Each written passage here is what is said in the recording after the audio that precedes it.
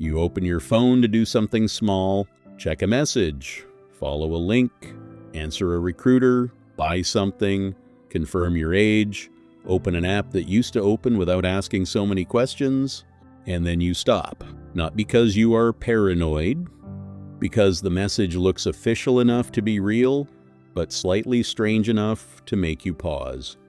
So you check the sender, you look at the domain, you ask why this platform suddenly needs more from you than it used to, you look at the link again, and the question is no longer technical. It is ordinary. Is this safe? Or am I about to hand my identity to the wrong machine? That pause says a lot about where digital life is moving. Trust is becoming something we have to administer. Not just with passwords, not just with two-factor codes, not just by being careful online. More ordinary actions now come with a proof request. Prove your age, prove your identity, prove you are the account holder, prove you are not a child, prove you are not a bot, prove you are allowed through the door. Some of this is necessary. Children should not be left alone inside systems built to keep them scrolling. Fraud is not a small problem anymore. Europol's 2026 cybercrime assessment warns that automation and generative AI are making online fraud faster, more targeted, and harder to detect.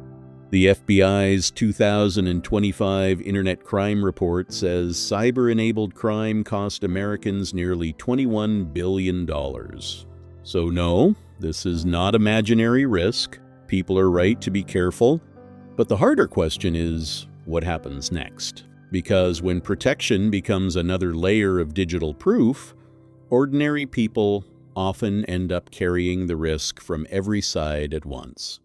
Scammers, platforms, governments, employers, app stores, payment systems, recruiters, verification providers, and the market's favorite promise that everything will be frictionless. But frictionless for whom? The European Commission says its age verification approach can let people prove they are over 18 without sharing full personal information, and that it connects with future EU digital identity wallets. The EU Wallet Framework is meant to let people hold and share digital credentials across public and private services. That may solve some problems, but it also moves identity deeper into normal internet access. Ofcom says more services in the UK are introducing age checks across social media, dating, gaming, and messaging under the Online Safety Act. Texas has moved age verification into the App Store layer, requiring age checks and parental consent before minors can download apps. Australia's eSafety Commissioner is already warning that scammers may imitate legitimate age or identity checks. Read those together, and the direction is clear. Identity is no longer only something you show at the airport, the bank, or the government office. It is becoming part of opening ordinary digital doors. For everyone, the shared reality is more checking.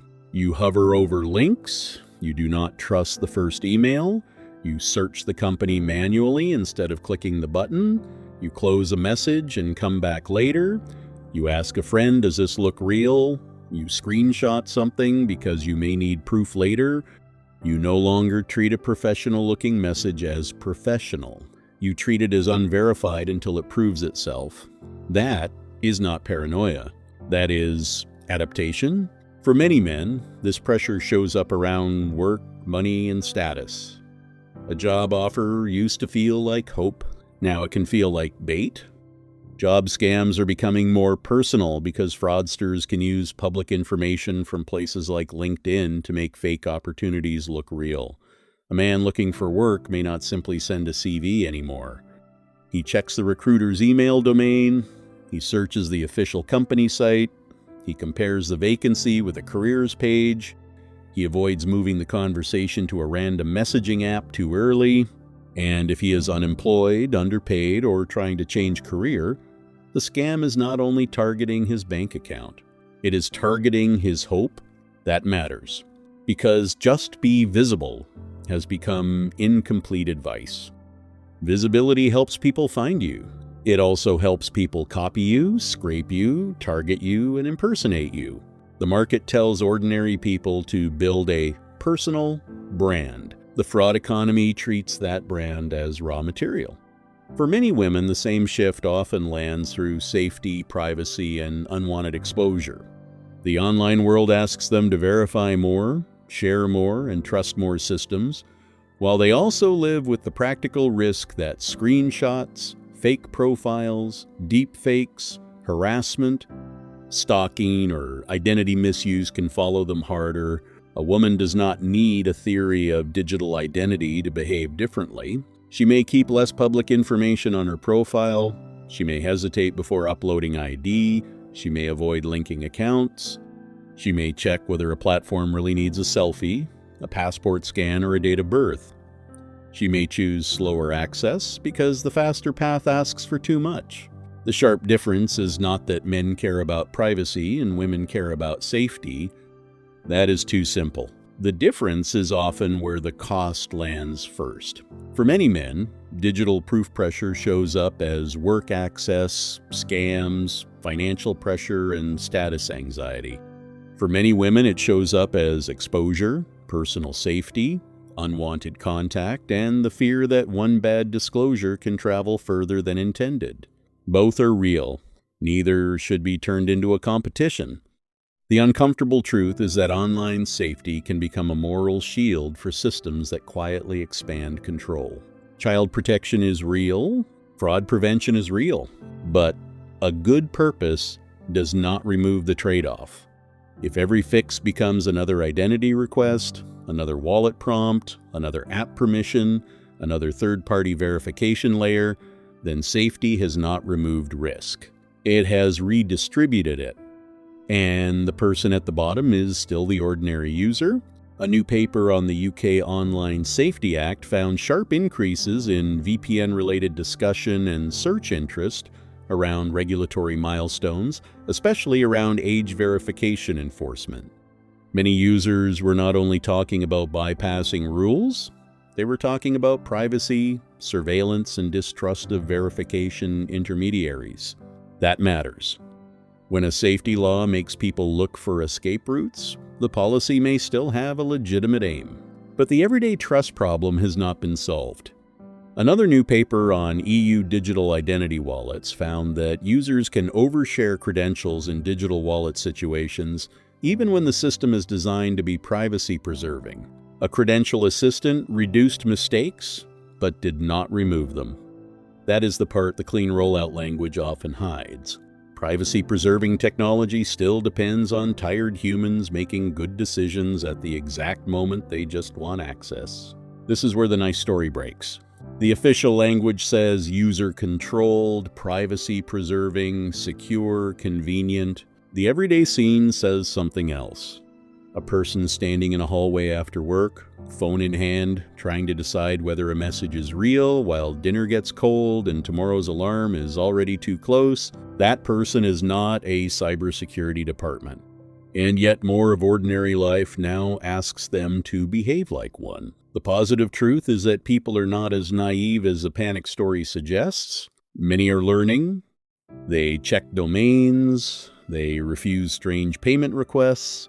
They search official pages, they question recruiters, they use passkeys, they avoid random QR codes, they report scams, they ask for verification, they slow down before handing over data. The public story often treats ordinary people as careless. The behavior tells a different story. People are building street sense for a digital street that changed under their feet, but street sense has limits. A parent should not need to understand age assurance architecture to let a child use the internet safely. A job seeker should not need to investigate every recruiter. A woman should not need to calculate the future misuse of every identity check. An older person should not need to distinguish between a real verification request and a fake one written by an AI system trained to sound official. A tired worker should not need to become a fraud analyst before paying a bill. That gap is the real story. Publicly, we say we want safety, trust, and convenience. Privately, people are delaying, checking, avoiding, bypassing, hiding, using VPNs, ignoring links, and refusing to answer quickly. Public language moves toward confidence. Private behavior moves toward caution. And the caution is not weakness.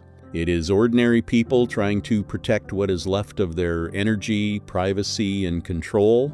When trust moves into proof machines, the question cannot only be whether the machine works. It must also be who carries the consequences when it fails, confuses people, normalizes oversharing, or trains everyone to accept more identity checks as the price of ordinary life.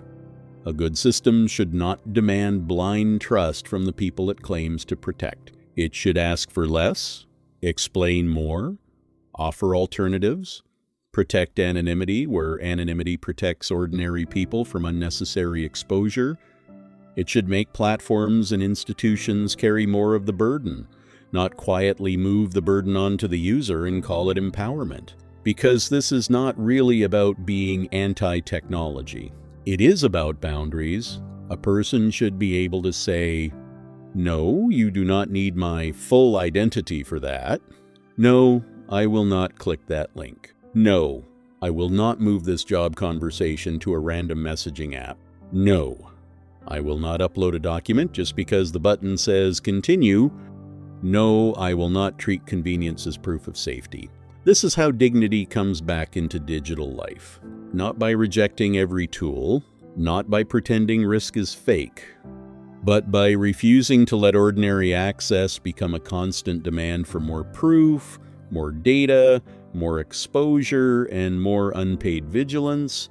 The future does not have to be blind trust or total control. But if every door asks ordinary people to prove themselves, then the people building the doors need to prove something too. That they are not just making life easier for platforms, regulators, and markets, while leaving the user alone with the risk. Trust cannot become another job.